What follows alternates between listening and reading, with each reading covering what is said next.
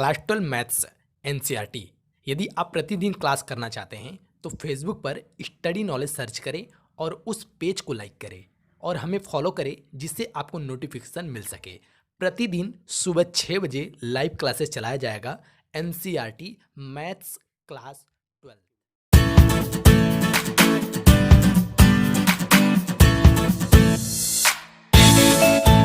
Hello, welcome student. तो आज के इस वीडियो में आपका स्वागत करते हैं इस स्टडी नॉलेज चैनल पे। तो आज हम हिंदी काव्यांजलि का यानी अध्याय नंबर 1 का भाग 6 बताने वाले हैं, जो कि आपका है पवन दूतिका। आज के इस वीडियो में हम इस चैप्टर को पूरी तरह से खत्म कर देंगे, ठीक है, क्योंकि ये चैप्टर जो है थोड़ा लंबा था, इसलिए आपको समझ में आया होगा और ये खत्म हो जाएगा आज, ठीक है। चलिए, तो हम बिना देर किए आज के इस वीडियो को स्टार्ट करते हैं। तो ध्यान दीजिएगा, इसमें क्या बातें हो रही हैं, इसको हम बहुत ही बेहतरीन तरीके से एक्सप्लेन करने वाले हैं, ठीक है। चलिए, आपको बता दें, पहले इसको हम लोग पढ़ेंगे, ठीक है, उसके बाद इसके अर्थ में घुसेंगे। तो समझते हैं। बोला जा रहा है, जो प्यारे मंजू उपवन या वाटिका में खड़े हों, छिद्रों में जा त्वरित करना वेणुसा किंचकों की, यूं होवेगी सूरती उनको सर्व गोपांगना की। जो है वंशी श्रवण रुचि से दीर्घ उत्कंठ होती, ठीक है। लाके फूले कमल दल को श्याम के सामने ही, थोड़ा थोड़ा विपुल जल में उम्र क्या है व्यग्र हो डुबाना। यूं देना ये भगिनी जतला ए अंभोज नेत्र, आंखों को ही विरह विथुरा वारी में बोरती है। तो इसमें क्या कही जा रही बात, इसको हम बहुत ही अच्छे और सिंपल वर्डों में समझेंगे। तो हम आपको बता दें कि ये जो पैराग्राफ है, इसमें बताया जा रहा है क्या कि जो राधा जी हैं वह पवन को, ठीक है, कृष्ण के समक्ष यानी कृष्ण के सामने अपना संदेश भेजने के लिए बांसों और कमल के खिले हुए फूलों को माध्यम बनाने की सीख दे रही हैं। कहने का मतलब कि उनको हमारी बातों संदेश को कैसे बताओगी, कैसे उनके सामने सुनाओगी, इन्हीं सब की उन्हें सीख दे रही हैं। किसको दे रही हैं? पवन को दे रही हैं। किसके समक्ष? श्री कृष्ण के सामने जब तुम पहुंच जाओगी तो उनको हमारे संदेश को कैसे प्रकट करोगी, इसी के बारे में वो बता रही हैं राधा जी। तो चलिए, किस प्रकार बता रही हैं हम आपको बता दें।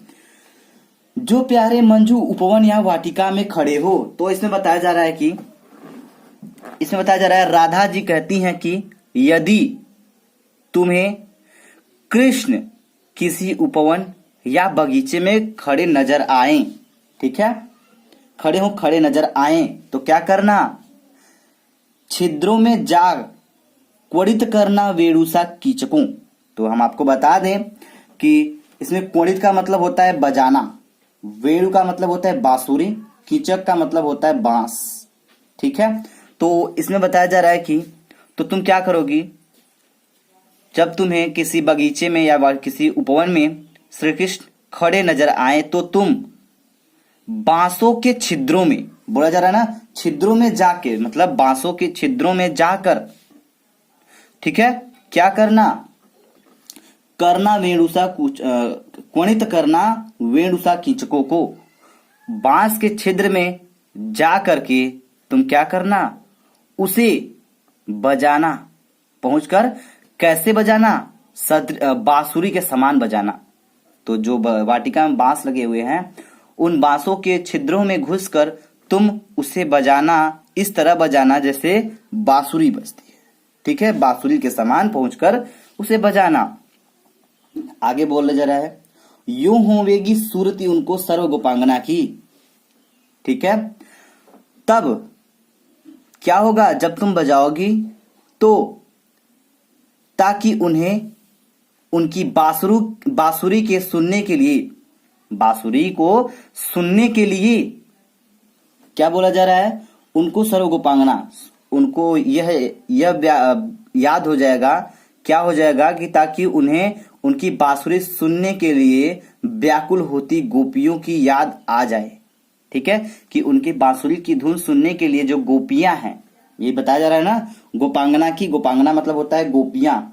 ठीक है, क्या है, सुनने के लिए सुनने के लिए क्या है, व्याकुल है। ठीक है, वह उनको याद आ जाए, ऐसा वो पवन जी को समझाया जा रहा है राधा जी के द्वारा। ठीक है, आगे समझेंगे। बोला जा रहा है, जो है वंशी श्रवण रुचि से दीर्घ उत्कंठ होती। ठीक है, तो दृढ़ उत्कंठ का मतलब होता है अति व्याकुल। ठीक है, अति व्याकुल होकर। समझ में आ रही बात।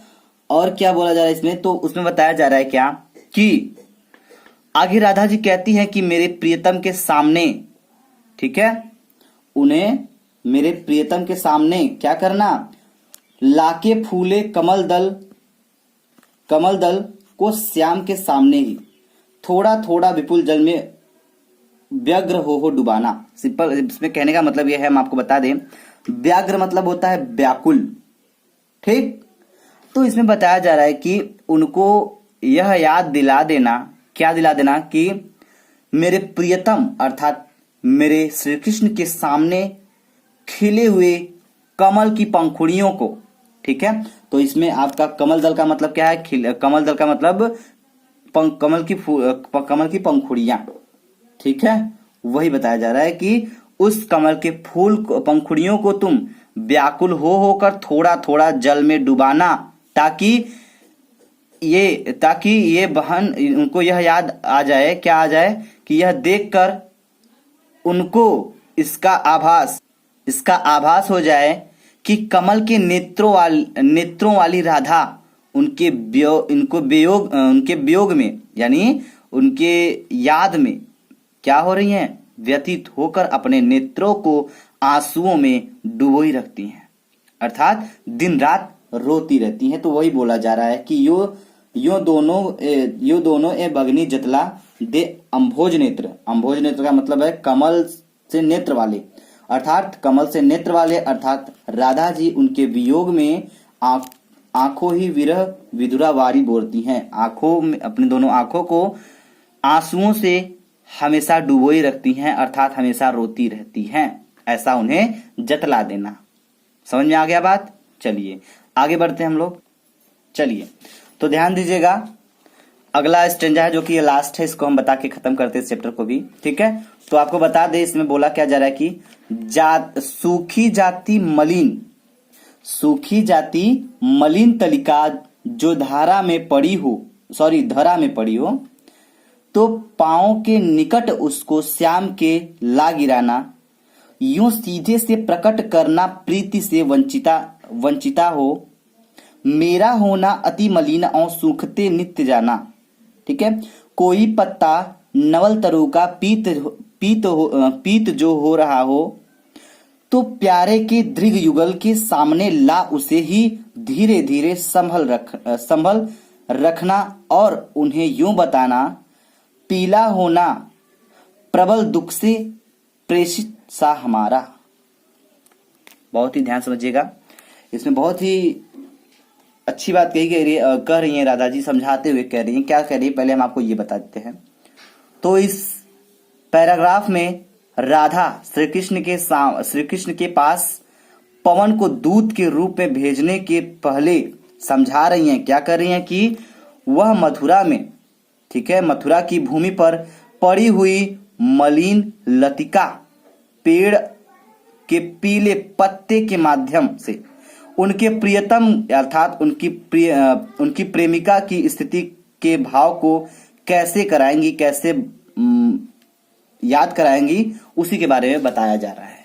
ठीक है, चलिए बताया जा रहा है कि सूखी जाती मलिन लतिका जो धरा में पड़ी हो, तो बता रही हैं राधा जी पवन से कहती हैं कि यदि मथुरा की भूमि पर तुम्हें कोई, बोला जा रहा है, धरा में पड़ी हो, मलिन लतिका का मतलब होता है, मलिन मतलब उदास, लतिका मतलब लता।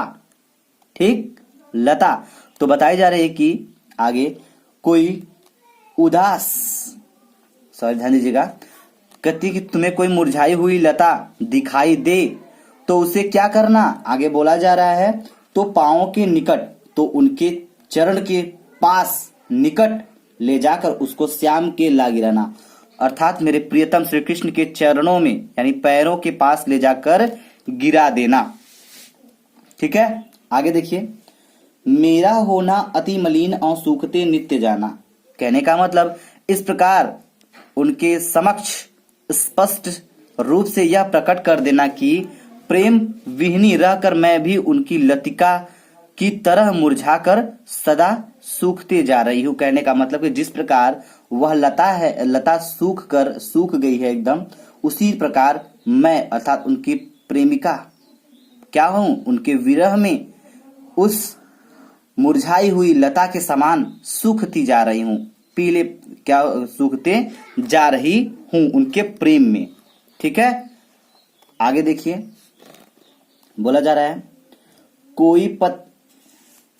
कोई पत्ता नवल तरु का पीत जो हो, कोई पत्ता नवल तरु का पीत हो रहा हो तो प्यारे के दृग युगल के सामने ला उसे ही। आगे समझिएगा, आगे बोला जा रहा है कि यदि नए, ठीक है, पेड़ के पीले पड़ गए पत्ते पर तुम्हारी दृष्टि पड़े तो, कहने का मतलब कि तब तुम वहां पहुंचोगी तो किसी नए पेड़ पर कोई पीले पत्ते पर अगर तुम्हारी नजर पड़े, तुम्हारी दृष्टि पड़े, तो तुम क्या करोगी, हमारे प्रियतम अर्थात बोला जा रहा है यहाँ पे तो प्यारे के दृग युगल के सामने ला उसे ही, तो कहने का मतलब अर्थात मेरे प्रियतम के आंखों के सामने उसे धीरे धीरे रख देना। कहने का मतलब जब तुम्हें कोई नए पेड़ पर कोई पीला पत्ता दिखाई दे, नजर आए, तो तुम उस पत्ते को हमारे प्रियतम के सामने यानी उनकी आंखों के सामने धीरे धीरे से गिराना। ठीक है, आगे बोला जा रहा है, धीरे धीरे संभल कर रखना और उन्हें बताना, कहने मतलब धीरे धीरे गिराना और उन्हें ये बताना, ये समझाना, ये बताने की कोशिश करना, क्या करना, पीला होना प्रबल दुख से प्रेषिता सा हमारा। तो यही बात बताई जा रही कि उन्हें यह बताना कि पति, ठीक है, पति की से बिछुड़ी हुई स्त्री के समान मैं भी नित्य पीली पड़ी जा रही हूं, किसके याद में, श्री कृष्ण की याद में, ऐसा उन्हें बता देना। चलिए, तो वो अपने अवगत कराते हुए श्री कृष्ण को इस तरीके से बात की, पवन को दूध बनाते हुए। ठीक है, तो हम उम्मीद करते हैं कि आपको ये पूरा चैप्टर अच्छे समझ में आ गया होगा। तो अब ये चैप्टर आपका कंप्लीट हो गया है। अब हम अगला चैप्टर स्टार्ट करेंगे, कैकेयी का अनुताप गीत। उम्मीद करते हैं कि आपको ये समझ में आया होगा, तो आप इसको एक बार रिवीजन कर लीजिएगा और ये चैप्टर आपका तैयार हो जाएगा। Thank you very much video देखने के लिए।